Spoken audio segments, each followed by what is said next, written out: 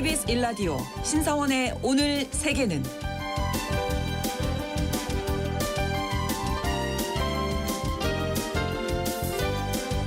안녕하십니까. 아나운서 신성원입니다. 가상자산의 대장주죠. 비트코인이 연일 주목받고 있습니다. 이미 원화 기준으로는 1억 원을 넘어섰고요. 달러로는 10만 달러를 코앞에 두고 조정 장세를 보이고 있는데요. 파죽지세를 보였던 비트코인의 가격 상승 배경에도 트럼프 효과가 있습니다. 트럼프 당선인은 암호화폐에 대해서 부정적이었지만 이제는 비트코인 전략 자산화까지 언급하면서 친 비트코인 대통령을 자임하고 나섰는데요. 트럼프 당선인이 이렇게 비트코인 띄우기에 나선 이유는 무엇이고 비트코인이 전략 자산이 된다면 미국이 얻는 이득은 무엇인지 잠시 후 글로벌 경제에서 짚어보겠습니다.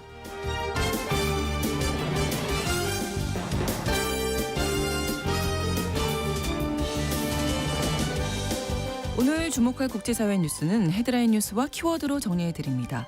통신원 취재수첩 아르헨티나 소식 준비했습니다. 한국인들이 아르헨티나로 이주하기 시작한 건 1965년 농업 이민부터라고 하네요. 당시 한인촌을 백구촌이라고 불렀고 이후 한인들은 봉제업이나 의류업에 자리를 잡았는데요. 한국인들이 아르헨티나에 어떻게 정착하게 됐는지 통신원 연결해서 자세히 알아보겠습니다. 11월 28일 목요일 KBS 1라디오 신성원의 오늘 세계는 시작합니다.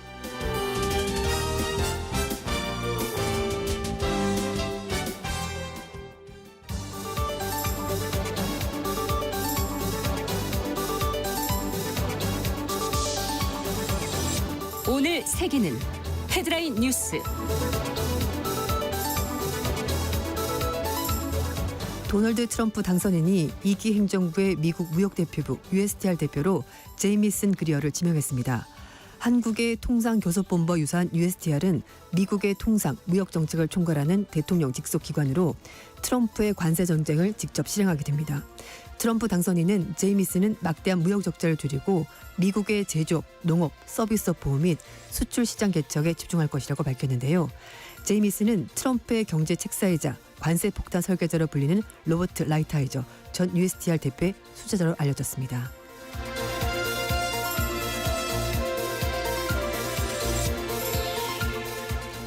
국제형사재판소 ICC가 미얀마의 군사정권 수장인 민 아웅 클라인 최고사령관에 대해서 체포영장을 발부했습니다. 카림칸 검사장은 광범위하고 독립적이며 공정한 조사 결과 클라인 사령관이 반인륜 범죄에 대한 형사적 책임이 있다고 볼 만한 합리적 근거가 있다고 밝혔습니다. 클라인 사령관은 2017년 8월부터 12월달까지 있었던 로힝야족 강제 이주와 탄압 등에 관한 혐의를 받고 있는데요. 로힝야족은 미얀마 서부 라카인주에 주로 거주하는 이슬람계 소수 민족으로 불교도가 다수인 미얀마에서 수년간 탄압을 받았습니다.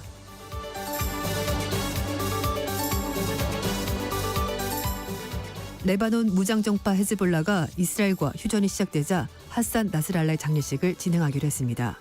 헤즈볼라 정치위원회 부의장은 이스라엘 공격으로 사망한 지도자 하산 나스랄라와 함께 하셈 사피에딘의 장례식도 치를 것이라고 밝혔습니다. 30년 이상 헤즈볼라를 이끌었던 최고 지도자이자 1인자로 군림했었던 나스랄라는 지난 9월달 말 이스라엘군의 베이루트 공습으로 사망했습니다.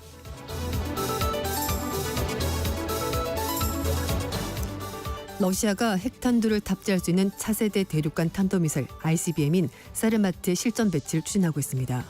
세르게이 러시아 전략미사일군 사령관은 최신 사르마트 미사일 시스템을 전투에 투입하기 위한 작업을 진행 중이라고 밝혔는데요.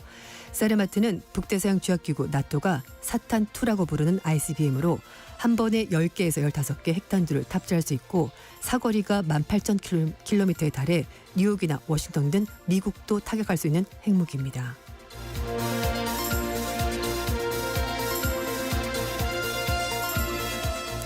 세계 최장수 남성으로 기록됐던 영국의 존 알프레드 티니스 우드가 향년 112세로 세상을 떠났습니다.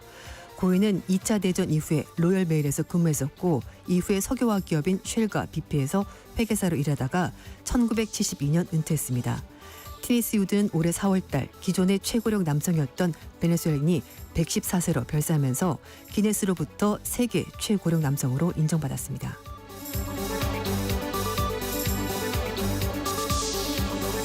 오늘의 헤드라인 뉴스였습니다. 외신캐스터 조윤주 씨가 정리해드렸고요. 이번에는 키워드로 정리한 국제사회 뉴스 함께 살펴보겠습니다. 오늘 첫 번째 키워드 관세 전쟁의 지휘자. 네, 앞에도 이제 잠깐 말씀을 드렸습니다만 트럼프 당선인이 2기 미국 무역대표부 대표로 제이미슨 그리어를 지명했습니다. 네, 우리나라의 통상교섭본부와 같은 역할을 하는 곳이 미국의 USTR인데요. 네. 미국의 통상무역정책을 총괄하는 곳이고 대통령 직속 기관이라서 앞으로 트럼프의 관세 정쟁을 직접 총괄하게 될 것 같습니다. 네. 그리어는 트럼프의 경제 책사이자 관세 폭탄의 설계자로 불리는 로버트 라이트하이저 전 USTR 대표의 수제자로 알려져 있는데요. 트럼프는 전직 USTR 대표 라이트하이저 밑에서 그간 노력은 미국의 제조업 일자리 회복에 박차를 가하도록 도와준 것이고 지난 수십 년간 있었던 재앙적인 무역 정책을 뒤집었다 이렇게 평가했습니다. 국제통상법 전문가라고 하는데요. 현재 다국적 로펌인 킹앤스폴딩의 대표를 맡고 있고 그 이전에는 미국의 유명 로펌에서 일을 했었는데 그 회사에서 라이트하이저와 철강 무역 소송 업무를 함께하면서 인연이 됐고요. 2017년 5월 달부터 3년 동안 USTR 대표 비서실장으로 라이트하이저를 보좌했었다고 합니다. 네. 이때 고율 관세 부과 등을 포함해서 대중국 무역 전쟁 그리고 한미 FTA 재개정도 관여했다고 하는데요. 라이트하이저를 대신해서 해외 출장을 갈 정도로 신임을 얻었던 인물이고 네. 라이트하이저가 최근에 낸 책이 있는데요. 제목이 자유무역이라는 환상이라는 건데 이거를 네. 트럼프 전 대통령이 지시를 해서 쓴 책이라고 합니다. 그러니까 미국의 그렇군요. 통상 정책이 아마 담겨 있는 책인 것 같습니다. 뭐 여러모로 봐도 네. 트럼프 당선인의 경제 정책을 정말 확실하게 실행에 네. 옮길 인물이다 이런 생각이 드네요. 그렇죠. 그러니까 전임자가 인정할 정도로 굉장한 그러니까요. 신임을 얻고 네. 있고 뛰어나다 이런 평가를 받고 있는 사람인데 말씀하신 것처럼 트럼프 당선인이 라이트하이저 사실 후계자 격인 그리어를 미국 무역대표부 USTR 대표로 지명하면서 이제 관세가 트럼프 2기 경제정책의 핵심이 될 것이 더욱더 확실해졌습니다. 네. 그리어는 상무장관에 지명된 하워드 러트닉과 함께 트럼프표 보호무역을 이끌게 될 것 같은데요. 1기 행정부 때 미완에 그쳤었던 중국과의 무역 전쟁을 마무리 짓는 특명을 맡을 것으로 보입니다. 로이터 통신에서는 중국에 대한 그리어의 견해는 트럼프 라이트하이저와 일치한다. 그러니까 1기 행정부 때와 전혀 다를 게 없을 거다 이렇게 전망했습니다. 네. 자 이런 가운데 트럼프 내각 지명자들이 폭탄 위협, 스와팅까지 당하고 있다고요. 네, 맞습니다. 트럼프 2기 행정부에 이름을 올린 지명자 가운데 몇몇 사람들이 폭탄 위협에다가 스와팅 표적이 됐다고 하는데요. 네. 트럼프 당선인 인수팀 대변인이 26일 밤 그리고 27일 아침에 트럼프 당선인의 강요 지명자 그리고 행정부 고위직 임명자 중에서 몇몇 사람들이 폭탄 위협과 허위 신고로 경찰 특수기동대 스왓이 출동하는 그런 경험을 했다라고 하는데요. 그래서 스와팅이라고 부른다고 합니다. 다만 인수팀은 정확히 누가 몇 명이나 표적이 됐는지는 구체적으로 밝히지 않았습니다만 미 연방수사국 FBI가 역시 폭탄 위협과 스와팅 같은 건을 알고 있다면서 법 집행기관과 협력을 하고 있다는 내용의 성명을 발표했으니까 이게 사실인 건 맞는 것 같습니다. 지금 트럼프 2기 행정부의 환경보호청 청장으로 발탁된 리 젤딘 전 하원 의원이 인터넷 통해서 자신이 직접 위협을 받았다라고 공개했는데요. 자신과 자신의 가족에 대해서 폭탄 위협이 있었다라고 공개를 했었고요. 네. 그리고 농업부 장관 지명자인 브룩 롤린스 미국 우선주의 연구소의 대표 역시 자신과 자신의 집, 가족을 상대로 위협이 있었다라고 공개를 했습니다. 한때 트럼프 당선인의 러닝메이트 후보의 이름을 올리면서 차기 행정부 주 유엔 미국 대사로 지명이 된 앨리스 스테서닉 하원 의원도 자신도 위협을 받았다 이렇게 얘기를 하고 있습니다. 이 상무장관 후보이자 정권 인수팀 공동위원장인 하워드 러트릭 위원장 역시 위협을 받았다고 하는데요. 미국의 CNN 방송은 맷 게이츠 전 하원 의원 역시 표적이 됐다라고 얘기를 하고 있고 폭스뉴스 출신으로 지금 성비 논란 때문에 문제가 되고 있는 네. 헤그세스 국방부 장관 후보자도 폭탄 위협을 받았다고 합니다. 네. 자 다음 키워드입니다. 한 입으로 두 말하기. 네. 인가요? 네. 프랑스 얘기인데요. 네. 네. 프랑스 외무부가 이스라엘이 국제형사재판소 ICC 회원국이 아니기 때문에 네. 네타냐후 이스라엘 총리가 체포영장을 발부받았지만 네. 면책 특권이 있다라고 얘기를 해서 기존 입장을 뒤집었습니다. 말을 번복한 거군요. 네, 그러니까 한 입으로 두 말 한 셈인데 네. 프랑스 외무부는 ICC에 가입하지 않은 국가에게 면책 특권이 있기 때문에 이런 면책 특권이 네타냐후 총리와 관련 장관들에게 적용돼야 된다라고 말했습니다. 그러면서 ICC가 프랑스 측에 그들을 넘겨달라고 요구하면은 그때 면책권을 고려할 필요도 있다라고 입장을 밝혔는데요. 이 ICC가 얼마 전에 네타냐후 총리와 요아브 갈란트 전 이스라엘 국방장관 등을 대상으로 전쟁 범죄 혐의로 체포영장을 발부했는데 이에 대해서 그때는 프랑스 정부가 ICC 규정에 따라서 행동하겠다라면서 원론적인 입장을 밝혔습니다. 네. 이 프랑스의 주장은 특히 네타냐후 마찬가지로 ICC 회원국이 아니면서도 체포영장이 발부된 푸틴 러시아 대통령에 대해서는 기존 입장과 상충되기 때문에 푸틴에 대해서는 잡아가도 된다. 네타냐후 총리에 대해서는 면책 특권을 쓸 수 있다 이렇게 말을 하니까 네. 똑같은 사안에 대해서 지금 다른 얘기를 하고 있는 겁니다. 그러네요. 그리고 ICC는 푸틴 대통령의 자국 방문에도 불구하고 그를 체포하지 않는 몽골에 대해서도 ICC 회원국 의무를 위반했다고 판결을 했었는데요. 그때 프랑스 외무부는 면책권을 없애기 위한 프랑스의 오랜 헌신을 따라서 ICC 결정을 전폭적으로 지지한다 이렇게 네. 말했습니다. 그러니까 사안에 따라서 계속 지금 달라져요. 다른 말을 하고 있는 겁니다. 예. 영국의 일간지 가디언지는 이렇게 갑자기 바뀐 프랑스의 주장에 대해서 국제법상으로 의무 그리고 여기와 상충되는 방식이기 때문에 좀 이해가 안 된다라고 얘기를 하고 있는데 국제법상 의무와 상충되는 방식으로 행동할 수 없다라고 명시된 로마법 98조 거기에 근거한다고 하는데요. 27조에는 또 고위직 면책을 두고 법원이 그러한 사람에 대해서 관할권 행사하는 것을 막아서는 안 된다라고 명시하고 있는데 법에 돼 있는 것을 입장에 따라서 이걸 썼다가 저걸 썼다가 이렇게 그렇죠. 왔다 갔다 하는 겁니다. 상황에 따라서 이렇게 얘기를 하면은 누가 프랑스의 말을 신뢰하고 믿겠습니까? 그렇죠. 그래서 네. 국제사회에서도 지금 비난이 쏟아지고 있다고 하는데요. 인권단체인 엠네스티 인터내셔널 프랑스 지부는 네타냐후 총리에 대한 프랑스 입장에 대해서 ICC 회원국, 프랑스는 회원국이거든요. 회원국으로서 프랑스의 의무에 반한다라면서 직격탄을 날렸고 ICC 규정의 원칙은 푸틴이나 네타냐후 포함해서 그 누구도 법 위에 있지 않다는 것을 보여주는 것이다. 이렇게 적했습니다. 영국의 데이비드 라미 외무부 장관은 명명된 사람들이 영국으로 들어오려고 한다면은 네. 법원에 회부하겠다라면서 이렇게 하는 것이 ICC 회원국의 의무다. 이렇게 강조했습니다.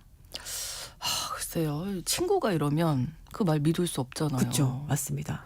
그러니까 뭐 유럽연합 내에서도 뭐 독일이 사실 요즘 많이 힘이 빠지고 나니까 네네네. 프랑스나 영국이 좀 앞서 나가서 얘기를 한다고 하는데 이렇게 사안 따라서 말을 바꾼다면은 신뢰도가 완전히 떨어지는 거죠. 그렇습니다. 네. 다음 키워드 비린내만 빼면 완벽합니다. 네, 비린내 나오니까 이제 생선 얘기 나올 것 같은데요. 맞아요. 맞습니다. 관련된 사항인데요. 네. 인도네시아에서 요즘 젖소가 부족해서 네. 원유를 확보하는 데 어려움을 겪고 있다고 합니다. 네. 그래서 대안으로 나온 것이 생선을 원료로 만든 우유가 출시가 됐다고 하는데요. 치명적인 단점이 있습니다. 비린내가 납니다. 생선으로 우유를 만든다고요? 네. 그러니까 단백질이 많잖아요. 그렇죠. 그래서 네네. 이제 만든다고 하는 건데 그 한 해안마을의 어부들이 하루에 2번씩 물고기를 잡아서 공장으로 배달하면서 네. 제조 과정이 시작이 되는데요. 공장에서 물고기 뼈를 다 제거하고 네. 가수분해 화학 공정을 거쳐서 살만 분리를 하고요. 이걸 건조시켜서 단백질이 풍부한 하얀 가루를 만들어낸다고 하는데 이 가루를 시설로 옮겨서 적정량의 물과 설탕을 섞습니다. 그리고 나서 초콜릿, 딸기 같은 향료를 넣어서 네. 초콜릿 맛 우유, 딸기 맛 우유 이런 것들을 만든다고 하는데 그냥 모르겠어요. 뭐 이런 과정을 거쳐도 그 비린내가 쉽게 그렇게 없어지는 게 아니거든요. 근데 또 어묵은 비린내가 안 나잖아요. 그래도 네. 어묵도 약간 그 생선 그 맛으로 먹는 거 아니에요? 냄새가 있죠.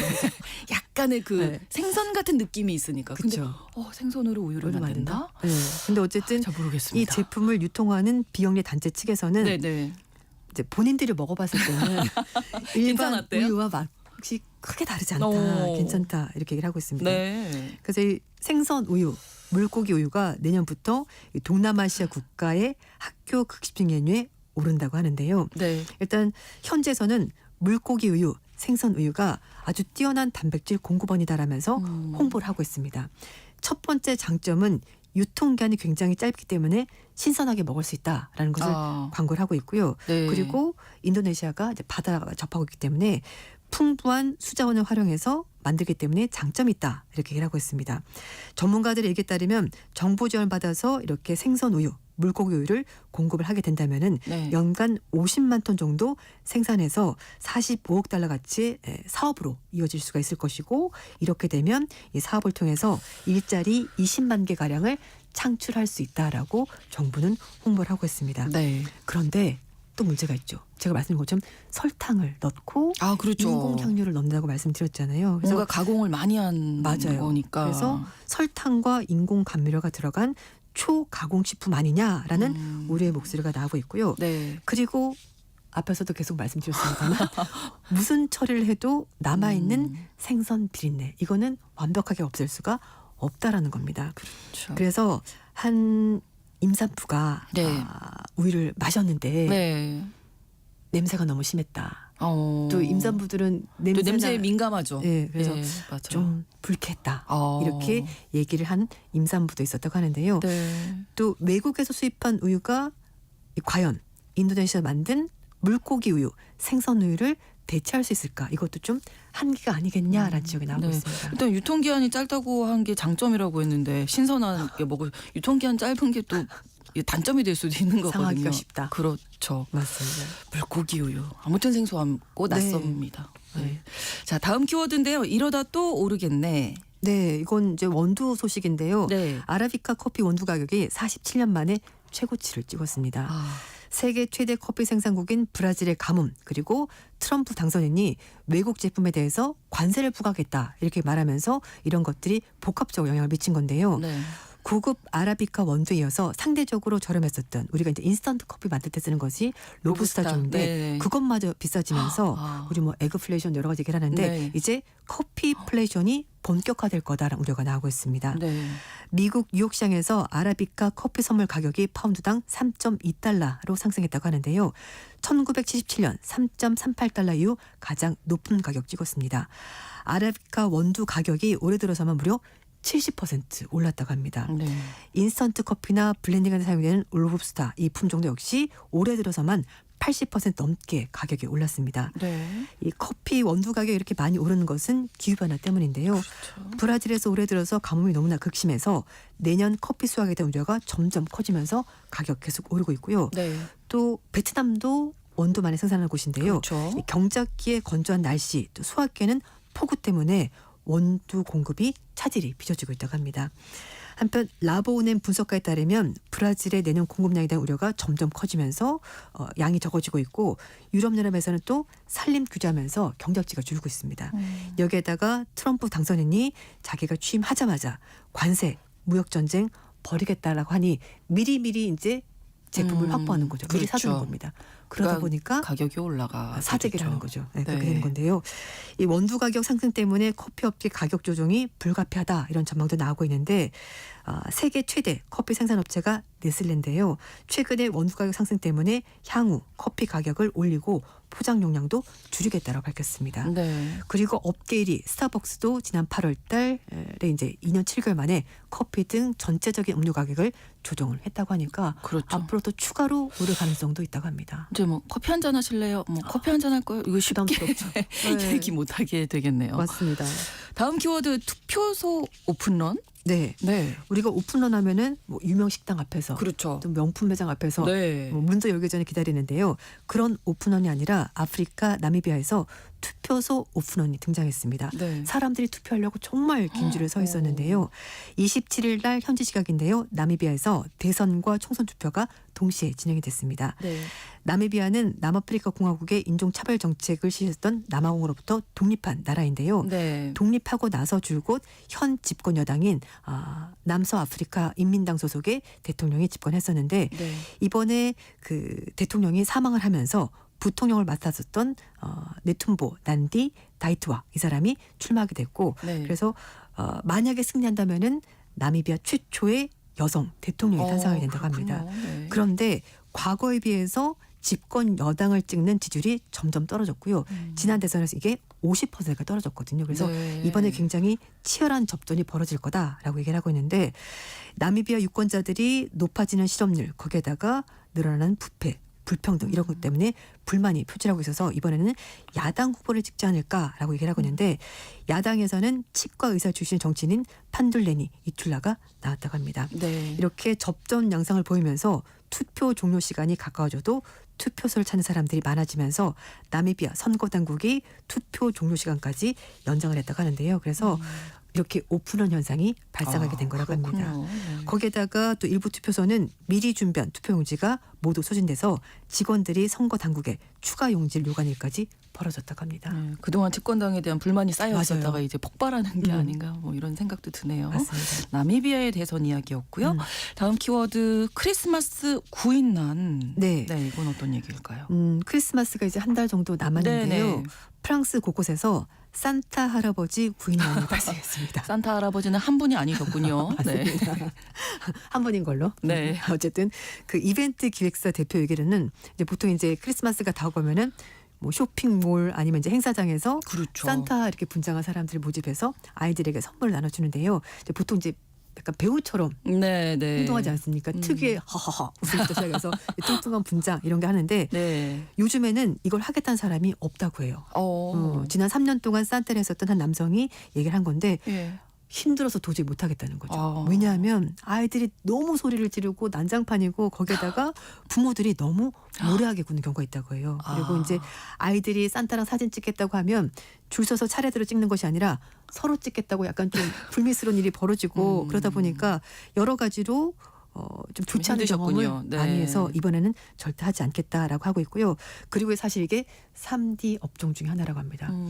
옷을 많이 껴입어야 되고 네. 수염 달고 그래서 네. 덥고 가려운 의상을 입고 배역에 몰입해야 된다는 거죠. 그렇죠. 진짜 산타인 것처럼. 아이들이 금방 알아채거든요. 네. 조금만 방심하면 그쵸. 누구 같은데? 맞아요. 그래서 우리 아빠 같은데. 그러니까 목소리, 몸짓 이런 것들 굉장히 그러네요. 디테일하게 메소드 연기를 하셔야 네, 되는군요. 그래서 굉장히 어렵다고 하고요. 네. 아이들에게 정말 마법 같은 선물을 하고 싶지만 현실은 그렇지가 않고 그리고 아이들 대상을 하기 때문에 말씀한 것처럼 굉장히 까다로운 채용 조건이 있다고 합니다. 그래서 프랑스 전역에 요즘 산타 구하기가 힘들다라는 얘기입니다. 네, 산타 할아버지도 많이 힘드셨어요. 네, 헤드라인 뉴스와 키워드 외신캐스터 조윤주 씨와 함께했습니다. 고맙습니다. 네 감사합니다. KBS 1라디오 신성원의 오늘 세계는 1부 마무리하겠습니다. 11시 30분부터 일부 지역에서 해당 지역 방송 보내드리겠습니다. 존 레전드의 Bring Me Love 전해드립니다.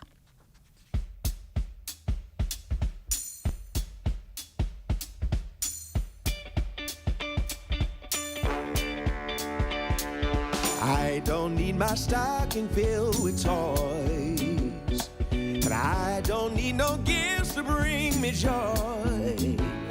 Baby, I haven't hung my mistletoe, 'cause without you, baby, I can't see no point. Baby, I hope Santa brings you to me, 'cause it's all I wish for this Christmas Eve. No, I don't want much, your love is all I need. Baby, I hope Santa brings you to me. I hope he's bringing me love this Christmas, 'cause I deserve you here. Bring me love this Christmas, 'cause I've been good this year. Hope he's bringing me love this Christmas, 'cause I deserve you here. Bring me love this Christmas, 'cause I've been good this year. I don't wanna light this tree alone. No, I can't sing Christmas songs if you're not home. No, I haven't hung my mistletoe, 'cause without you, baby, I can't see no point. Baby, I hope Santa brings you to me, 'cause it's all I wish for this Christmas Eve. No, I don't want much, your love is all I need. Baby, I hope Santa brings you to me. I hope he's bringing me love this Christmas, 'cause I deserve you here. Bring me love this Christmas, 'cause I've been good this year. It's been so cold since you've been gone. This winter seems so long, and I can't get It felt so wrong. Bring me love this Christmas, 'cause I deserve you. 지금 시각은 11시 30분입니다. KBS Ladies and gentlemen. 국제사회의 다양한 뉴스를 한눈에 KBS 1라디오 신성원의 오늘 세계는 세계를 바로 보는 최소한의 투자입니다.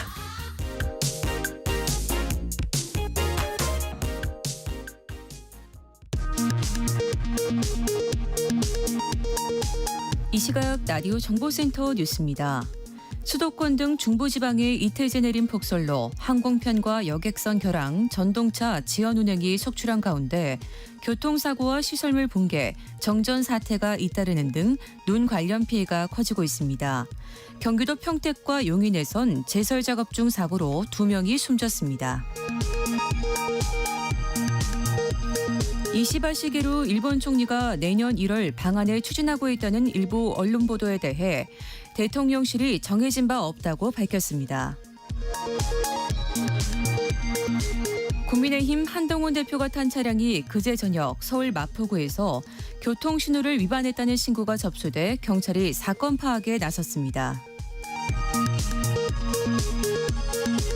올해 말까지로 예정된 유류세 인하 조치가 내년 2월 말까지 2개월 추가 연장됩니다. 최상목 경제부총리 겸 기획재정부 장관은 오늘 KBS 1라디오 성공예감 2대5입니다에 출연해 유류세 인하를 2개월 추가 연장할 계획이라며 인하율은 그대로 적용한다고 밝혔습니다.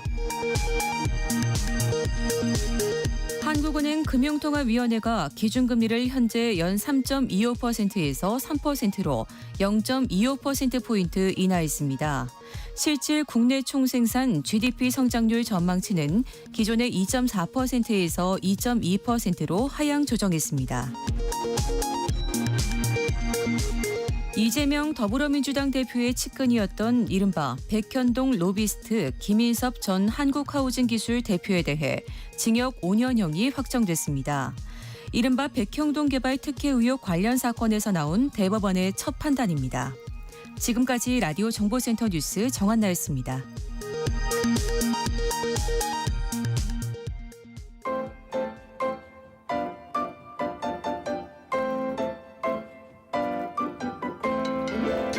통신원 취재 수첩.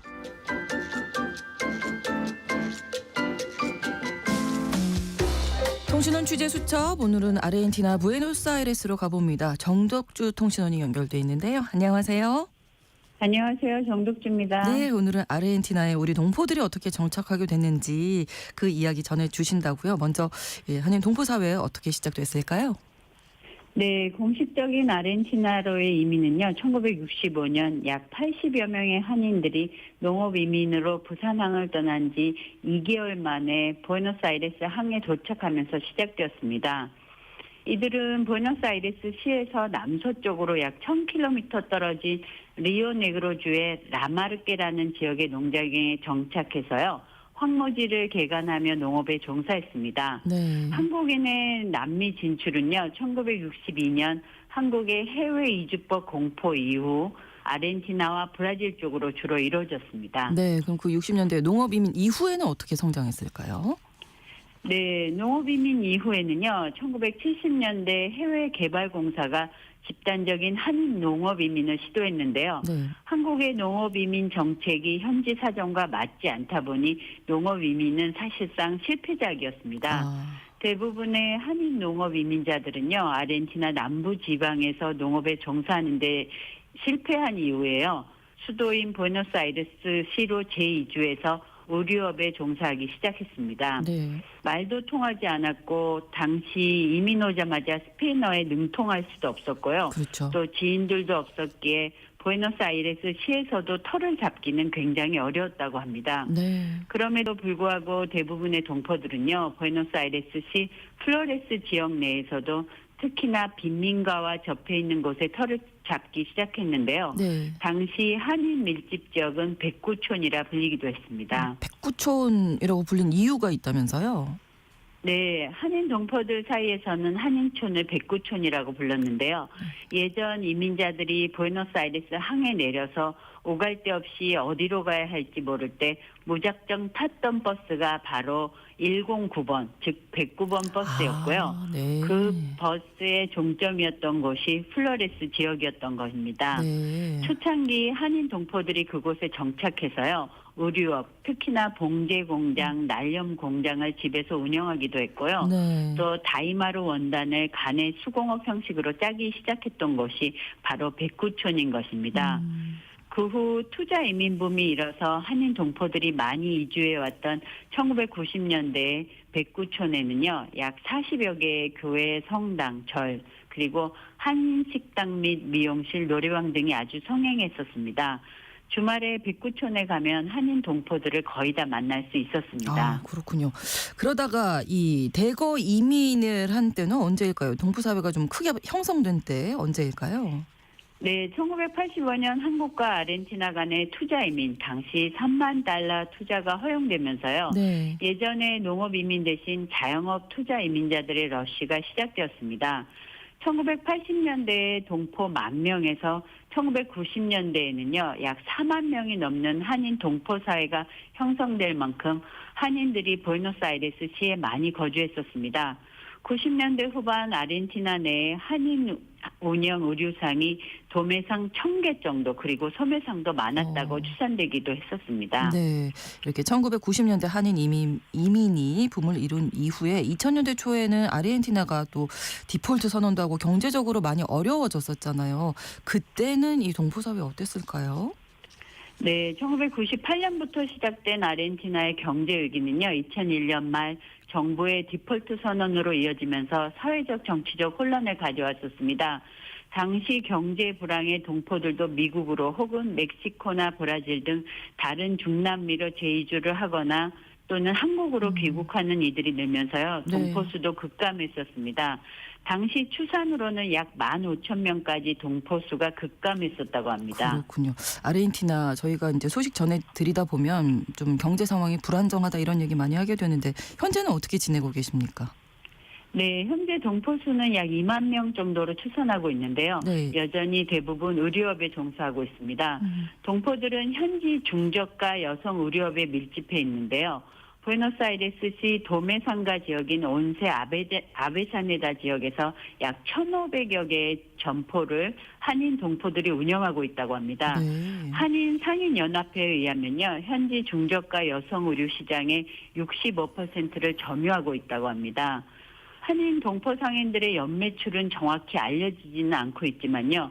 코로나19 이전에는 연간 20억에서 25억 불 규모의 연매출을 냈었다고 보고 있습니다. 그렇군요. 사실은 아까도 말씀해 주셨지만 뭐 너무나 먼 곳이잖아요. 말도 통하지 않고 아는 사람도 없었을 그 곳에서 우리 동포들이 현재 의류업에서 이렇게 좀 승승장구할 수 있었던 이유 어디에 있었을까요?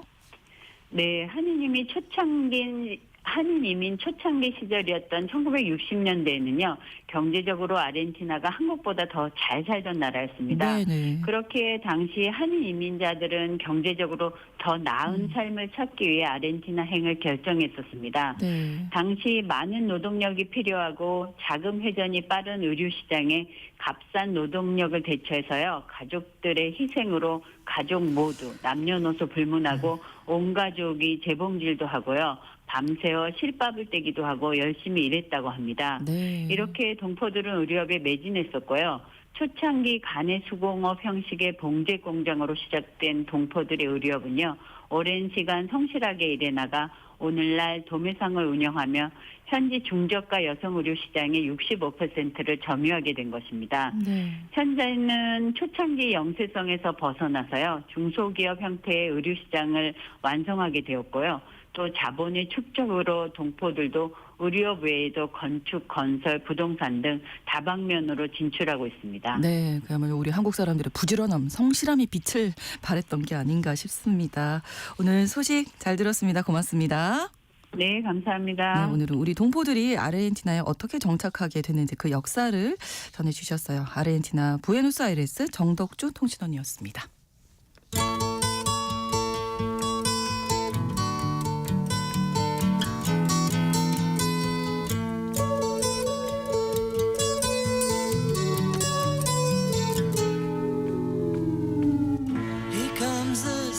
경제 시간입니다. 세계 경제 이슈들 짚어볼 텐데요. 미국 트럼프 당선인이 비트코인을 금과 같은 전략 자산으로 두고 비축하겠다 이런 공약을 한 뒤로 암호화폐 시장 뜨겁습니다.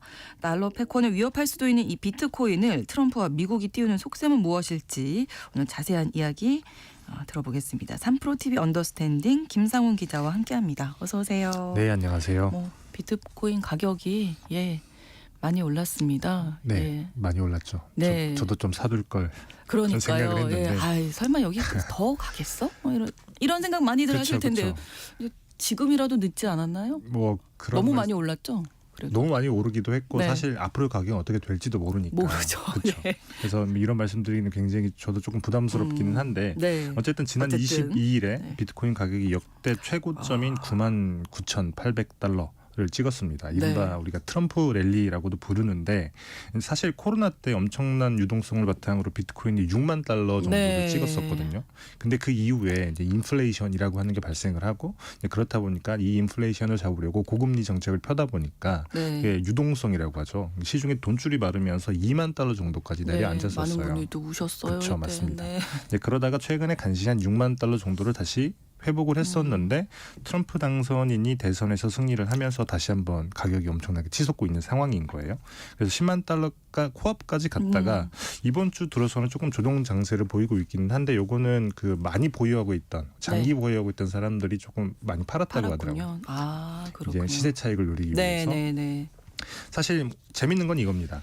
2019년 트럼프 당선인은 암호화폐 매우 부정적이었어요. 네. 2019년이라고 하면 1기 행정부 때잖아요. 그렇죠. 당시에 했던 말 중에 하나가 요거는 돈도 아니다. 그리고 달러 패권을 심각하게 위협을 한다. 라고 얘기를 했었고 실제로 그때 미국 분위기가 그의 리브라라고 하는 이름의 스테이블 코인을 발행하려고 했던 페이스북이 네. 요거 발행하려다가 미국 청문회에 불려나가서 십자포화를 맞고 발행을 포기했을 정도였으니까 그때 당시 분위기는 미국 사회에서는 굉장히 매우 조금 부정적이에요. 매우 부정적이었던 네. 거죠. 그리고 바이든 대통령에서 패하고 난 뒤에 물러났던 2021년에는 트럼프 당선인이 이제 비트코인은 사기다, 암호화폐는 사기다 이런 말을 했을 정도였는데, 네. 근데 이번 대선에서는 말이 180도 바뀌었습니다. 예. 말이 조금 많이 바뀌는 사람이기도 하지만 그래서 선거운동 기간에 예.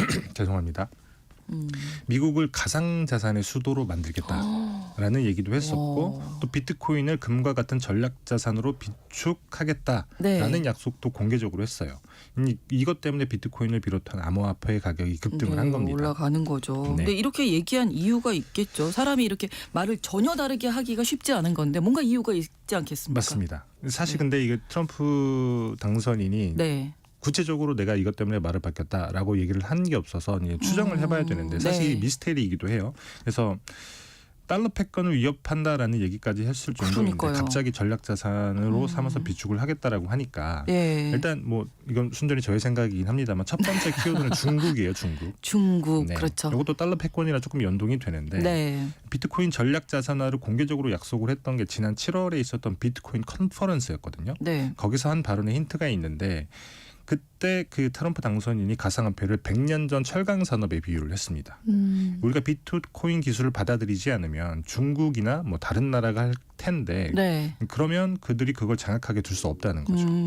그냥 두면 오히려 이게 달러 패권을 약화시키는 거기 때문에 오히려 우리가 더 장악을 하는 게 맞다라고 생각을 한 게 아닐까라고 추정을 해볼 수 있습니다. 네. 왜 그게 이제 달러 패권을 약화시키는 네. 거죠? 어떤 이야기인지. 네, 조금 풀어드리면 네. 사실 비트코인 시장에서 가장 유명한 나라 중에 하나가 엘살바도르라고 하는 나라가 그렇죠. 있어요. 남미에 있는 국가인데 네. 2021년에 세계에서 처음으로 비트코인을 법정화폐로 채택한 나라인데 그 엘살바도르가 법정화폐를 비트코인으로 바꾼 이유는 이런 겁니다. 원래는 달러를 썼어요. 네. 그랬더니 미국의 금리 정책에 너무 휘둘리더라는 건데 이게 무슨 얘기냐면 미국은 경기가 너무 좋으면 네. 임금도 오르고 물가도 오르기 때문에 그렇죠. 이제 그걸 조금 과회를 시키기 위해서 금리를 올리는 정책을 쓰잖아요. 네. 그러면 미국으로 달러가 빨려 들어가니까 달러 가치도 덩달아 올라갑니다. 근데 엘살바도르는 반대로 경기가 너무 안 좋다고 생각을 해보면 네. 이제 경기가 안 좋은데 금리를 올린 거기 때문에 그렇게 되면 엎침 대 덮침격으로 경기가 그렇죠. 더 나빠지는 거예요. 더 안 좋아지죠. 이게 통화 주권이 없는 나라의 뭐 아픔 같은 건데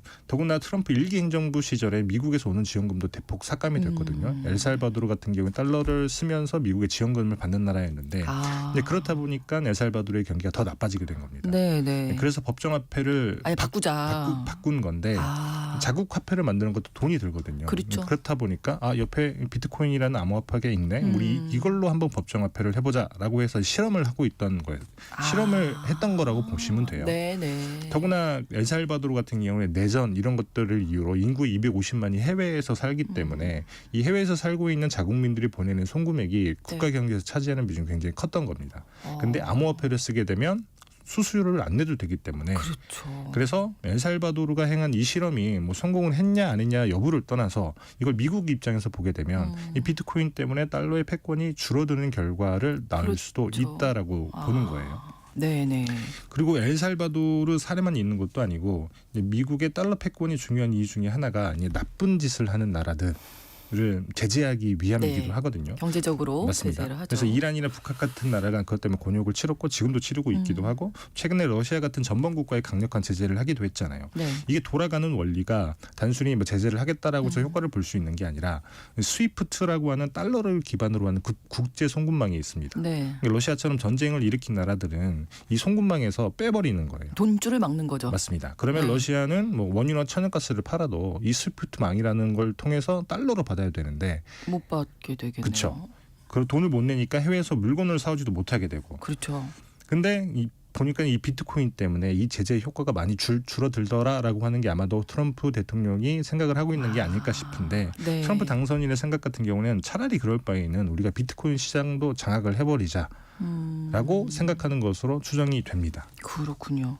자, 첫 번째 그래서 이제 중국이었고 두 번째는 어떤 두 번째 이유였을까요? 키워드는 부채인데요. 부채. 미국 정부가 안고 있는 가장 큰 폭탄 중에 하나가 바로 부채죠. 그렇죠. 뭐 35조 달러. 요거는 사실 저희한테 감이 잘 안 와닿는데 네. 우리 돈으로 바꾸면 한 5경 정도 되는 돈이에요. 5경도 모르겠네요. 어마어마한 돈이죠. 예. 그래서 엄청나게 빚이 많이 있어서 매년 국채를 찍어서 돌려막기를 해야 되는 거예요. 근데 과거에 이게 저금리 시대였다라고 하면 버틸 수 있었는데 예. 지금은 고금리 시대잖아요. 그렇죠. 그래서 이자가 쌓이면 그만큼 국채를 더 발행을 해야 되는 겁니다. 그게 연간 1조 달러 정도 된다고 하는데 이게 우리 돈으로 치면 한 1,400조 원쯤 되는 겁니다. 그래서 미국이 이걸 못 갚게 하겠습니까만 네. 문제는 달러가 흔해지게 되면 네. 가치가 낮아지니까. 떨어지는 악순환이 반복이 된다는 거예요. 네. 그러면 자연스레 달러의 패권이 약해질 약해지겠죠. 수밖에 없고 그래서 사실 일론 머스크 같은 사람을 정부 효율부라고 네. 하는 자문위원회에 위원장으로 앉혀놓고 부채를 엄청 줄이겠다고 얘기를 하고 있잖아요. 그래서 트럼프 당선인이 보기에는 이 부채를 줄이는데 비트코인도 큰 역할을 할 수 있다라고 그래요? 생각을 하고 있는 것으로 보입니다. 어떻게 가능하죠? 그게? 이게 이미 지난 7월에 공화당의 신시아 루미스라고 하는 상원 의원이 비트코인 법안을 하나 발의한 게 있어요. 예. 이 법안을 보면 부채를 어떻게 줄이겠다는 건지 우회적으로 알 수 있는데 그 법안의 내용이 뭐냐. 뭐 골자는 미국 연방정부가 5년간 매년 20만 개씩 비트코인을 사서 100만 개를 비축을 하겠다라고 하는 겁니다. 사실 네. 이 내용은 많이 알려져 있죠. 네. 근데 이러려면 굉장히 많은 돈이 필요하지 않겠습니까? 그렇죠. 지금 개당 10만 달러 정도니까 1년에 한 200억 달러 정도의 돈이 드는 건데 우리나라 돈으로 치면 30조 원쯤 돼요. 이 돈을 어떻게 조달하는지가 사실 굉장히 중요한데 네. 미국 연방준비제도가 보유하고 있는 자산 중에 가장 큰 규모가 바로 금이거든요. 네. 우리나라는 이걸 외환 보유고라고 부르기도 하죠. 그래서 전 세계 중앙은행 중에서도 미국 연준이 압도적으로 금을 많이 가지고 있는데 이게 대략 한 8,000톤쯤 됩니다. 문제는 이 금의 가격이 시가가 아니라 법에 의해서 결정된 법정 가격으로 장부에 적혀 있다는 거예요. 그 법정 가격이 1트로이온스라고 하는 무게 단위당 한 42달러 정도 되는데 네. 지금 금시가는 1트로이온스당 2,650달러예요. 그렇군요. 그러니까 장부에 적혀 있는 가격이 시가랑 비교했을 차이가. 때는 63분의 1 정도밖에 안 된다는 거죠. 그래서 이걸 시가로 바꾸기만 하면 장부에 적혀 있는 금의 가치가 대략 한 63배 정도 뛰지 않겠습니까? 그만큼의 돈이 더 생긴다는 거죠. 예. 이 평가 차익을 통해서 부채를 조금 줄여보겠다. 이렇게 조달을 하겠다. 맞습니다. 근데 금이 지금 앞서서 미 연준이 보유하고 있다라고 하셨는데 네. 정부에서 이렇게 막 팔아도 되는 거예요? 많은 분들이 사실 오해하고 있는 것 중에 네. 하나가 이 부분이기도 해요. 네. 법적으로 따지면 이 금의 소유권 보유 권한은 미국 재무부에 있습니다. 연준이 아니라. 그래요? 연준은 미국 재무부가 이제 가지고 있는 금의 인증서, 증서를 가지고 있는 것이고 물리적으로도 금 전체 중에 한 5% 정도만 연준이 보관하고 있고 나머지 95%는 미국 조폐국이 보관하고 있기도 해요. 네. 그래서 이 조폐국이 보관하고 있는 금의 가치가 한 104억 달러 정도밖에 안 되는데 네. 그래서 신시아 루미스 의원이 발의한 비트코인 법은 각 연준이 가지고 있는 금의 증서를 재무부를 통해서 다시 발행을 하겠다는 거예요. 가지고 와서 다시 발행을 하는 건데 그러면 이때 다시 발행을 할 때 증서에 적힌 가치를 법정 가치가 아니라 시장 가치로 재평가한다는 겁니다. 네. 그럼 당연히 평가 차익이 생기겠죠. 그렇죠. 그러면 이 평가 차익만큼 각 연준은 원래 증서를 가지고 있던 연준은 미국 재무부에 평가 차익을 송금을 해야 되는 거예요. 네. 그럼 미국 정부 입장에서는 그만큼의 현금이 새로 생기는 거죠. 그렇죠. 현금이 새로 생겼다고 하는 얘기는 국채를 덜 발행해도 된다는 얘기가 되는 겁니다. 네. 그러면 단숨에 미국 정부의 부채가 확 줄어드는 효과를 볼 수 있는 거죠. 식으로. 그래서 104억 달러 정도의 장부 가치라고 하면 네. 이게 63배라고 하면 6,500달러 정도, 6,500억 달러 정도 되거든요. 그러면 이게 뭐 한국 돈으로 치면 900조 원쯤 되는데 이만큼 되는 돈을 한꺼번에 현금을 줄 수 있다는 거죠. 더욱이 미국이 비트코인을 전략 자산으로 비축을 하게 되면 네. 그만큼 유통되는 물량이 줄어들겠죠. 그렇죠. 비트코인의 이론적 발행 물량이 이론적으로 발행할 수 있는 물량이 2,100만 개 정도인데 네. 그중에 대략 한 지금 1,980만 개 정도가 채굴이 된 것으로 추정이 돼요. 네. 그러면 이 중에 100만 개면 네. 5%가 빠지는 건데 그러면 유통 물량이 줄어드는 만큼 그만큼 가격이 또 오를 수 있고 오르겠죠. 그리고 다른 나라들도 미국을 따라할 수 있고 그러면 다시 또 비트코인 가격은 더 오를 수 있고 그렇다 보면 가지고 있는 비트코인을 가지고 트레이딩을 해서 돈을 벌 수도 있고 뭐 이런 식으로 해서 부채를 줄이겠다라는 것으로 보입니다. 그러면 네. 부채로 인해서 달러화가 낮아지고 그러면 그걸로 인해서 다시 달러 패권이 약화가 되는 거 이 악순환의 고리를 끊을 수 있다라고 하는 게 아마도 트럼프 2기 행정부에서 생각하는 바가 아닐까라고 추정이 됩니다. 근데 이게 네. 현실적으로 가능한 이야기일까요? 정말 그렇게 될 수 있을까요? 사실 이것도 뭐 실험에 가깝기도 해요. 사실 결과가 어떻게 될지는 아무도 모르는데 네. 그래서 트럼프의 희망사항이다라고 폄훼하는 사람이 있기도 하고 일단 우선 암호화폐의 영향력이 커지면 오히려 달러의 패권이 약화가 된다. 네. 이건 또 상식적으로 생각할 수 있는 얘기죠. 그렇죠. 이미 러시아나 이란 같은 나라들이 미국의 제재를 피해서 이제 암호화폐를 많이 사용을 하고 있기도 하고 그래서 미국이 제도권 지금 바깥에 있는 게 비트코인이나 암호화폐 같은 건데 네. 요거를 제도권으로 끌고 들어오게 되면 네. 오히려 더 쉽게 달러 제재망을 피할 수 있는 거 아니냐라고 하는 지적도 있고요. 이것도 그렇죠. 틀린 얘기는 아니잖아요. 네. 그리고 부채 문제 해결에도 회의적인 시각이 많은 게 미국 미니애폴리스 연방준비은행이 오히려 미국 부채 문제를 해결하려면 비트코인 거래를 금지하거나 아니면 세금을 걷어야 한다라는 내용의 보고서를 내기도 했습니다. 이 무슨 얘기냐면 돈이라고 하는 게 풀려서 여기저기 돌아다녀야 이제 부가가치라고 하는 게 창출이 되고 그래야 경제가 성장을 하고 경제가 성장을 해야 세금이 많이 거치는 건데 네. 이게 쓸모없는 종이 쪼가리라는 표현이 보고서에 있다고 하는데 비트코인이라고 하는 쓸모없는 종이 쪼가리 같은 거에 돈이 묶여 있게 되면 네. 오히려 미국 경제가 성장을 하지 않고 그러면 부채 문제는 더 더욱 심각해진다. 이렇게 얘기를 하고 있고요. 사실 네. 누구 말이 맞는지는 시간이 지나봐야 알 수 있겠습니다만 네. 그래서 정책 성공 여부와 상관없이 그럼에도 불구하고 암호화폐 시장 같은 경우에는 뭐 열광을 할 수밖에 없죠. 이거는 정책의 성공 여부와는 다른 거기 때문에 그렇죠. 네. 당장 미국 연방 정부가 지금 뭐 범죄 은닉 이런 걸 못하게 하기 위해서 이제 몰수한 비트코인이 한 20만 개 정도 되거든요. 네. 요게 가끔씩 미국 연방 정부가 팔 때마다 큰 조정 장세가 온다고 해요. 요것만 팔지 않아도 굉장히 큰 호재다라고 평가를 하기도 하고 네. 더더군다나 트럼프 2기 행정부 같은 경우에는 친암호화폐 정책을 밀어붙일 것이다라고 많은 사람들이 평가를 하는 것 중에 하나가 네. 내각에 들어간 사람들 몇몇이 대부분 너무 암호화폐를 비트코인을 사랑하는 사람들이다. 그렇기 때문에 친암호화폐 정책을 펼 수밖에 없고 그렇게 되면 비트코인 가격은 계속 올라갈 것이다. 라고 이렇게 다들 판단을 하고 있습니다. 앞으로 당분간은 좀 가격이 오르겠는데요, 그러면?